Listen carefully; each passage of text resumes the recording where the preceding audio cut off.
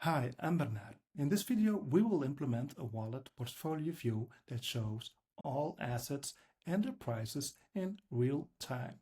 We will fetch this complete data using the Moralis token balances API in just a single request. Here's the setup in Node.js. The only dependency I installed is Axios. To handle the request, I'm loading the API key from the environment variables, but for testing purposes, you can paste it directly here. Let's look at the request configuration. I'm requesting data from Base. Note that this parameter controls the network. If you need data from Ethereum or Arbitrum, you can simply change this string and the implementation remains the same.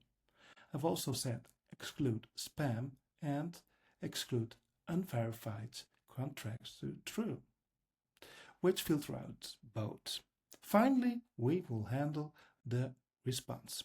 I simply loop through the return tokens and format the numbers, using 4 decimals for the crypto balance and 2 for the USD price to ensure the output is clean and readable.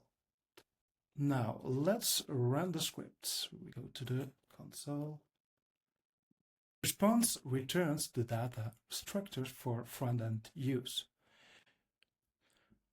We get the balance formatted field, which handles the decimal conversion automatically. Additionally, the USD value is included for each asset.